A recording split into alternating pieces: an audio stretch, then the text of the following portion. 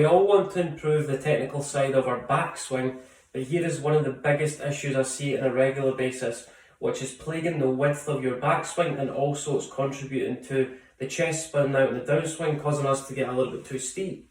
We struggle with contact issues. So one of the biggest issues I do see is that when a lot of golfers will swing the club back, left arm parallel to the ground, the left arm gets really pinned to the chest. Then as we get to the top of the backswing, this right arm retracts too much behind the right side of the ribcage. So left arm gets too low across the chest, club gets quick laid off, right elbow gets too far behind the right side of our ribcage. Then as we start down, the only way we're going to get that right elbow back in front of our body, this right arm gets a little bit too wide, too early, so the right arm gets really narrow. On the way down, we're going to have to widen that at some point, so the extension of the arm happens a little bit too early. As we start to turn, chest opens up too quickly. If you're this golfer, we need to keep a bigger space between our left arm and our chest. You place your thumb on the middle of your chest and your forefinger on your left bicep. We swing back, we're really trying to maintain that consistent gap. Thumb on left pec, forefinger on left bicep as we work the club back.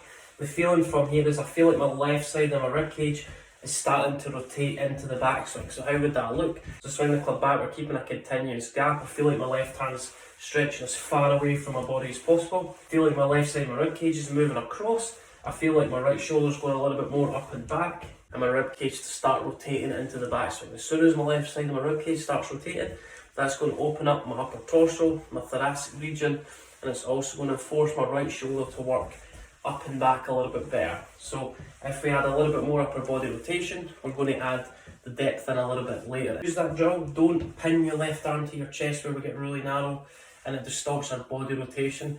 Keep a continuous gap with your left arm away from your chest. Swing the club back. You're feeling like left shoulder's moving across on the instep of your right foot. That is another exaggerated feeling to try and get a little bit more upper body rotation. If you're still struggling with that feeling, visualise the left side of your ribcage. Feel like the left side of your ribcage starts to move a little bit more rotational into the backswing. So left side of my ribcage starts to rotate. As I get to here, still keep that constant gap, upper body rotation in. That's going to help me create a little bit of depth, as opposed to when this left arm gets really pinned to the chest. We don't have a lot of time to add the depth. So we don't add the depth in by pulling the left arm across the chest. Hands get really narrow, right elbow gets retracted away from the body. We generally get too narrow, then that angle has to widen.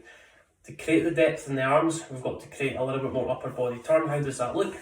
I want to feel like my left shoulder on the left side of my ribcage move a little bit more across. Chain reaction from your left knee, left hip and left shoulder. They're going to move inside the golf ball. That's an automatic feeling. So left knee's going to move in, left hip's going to move in, left shoulder. That's going to allow my upper ribcage to start rotating. Then it's going to force my right shoulder back. So don't be scared to let your left leg kick in towards your right leg, and then your left hip to move in towards the golf ball. That's going to force the right side of the body back, hip back, and also the right shoulder. So working the hips back, the shoulder's going to work back the way, and that's going to create a little bit more depth with the arms away from the body. My hands are wider away from my body at the top of the backswing. It's going to allow the club to come in a little bit shallower. Keep a continuous gap, so it's almost the feeling that your hands are pushing away from your body. How do we facilitate that? Left knee's moving across, closer to my right knee. My left hip's moving across, and my left shoulder's going to point on the instep of my right foot. I get to the top of the backswing, hands are as far away from body as possible. Then as I start to come down, my pressure's going to move into my left side. Left hip's going to move closer to the target. Lateral shift towards target. It's going to keep my shoulders back. It's going to let the club drop more behind me. And then it's going to facilitate a better downswing path. Comment below with your thoughts on the video. If you've got any other questions regarding any other topic related to the golf swing or any department of the game you'd like to improve, feel free to comment below, like the video, subscribe to the channel.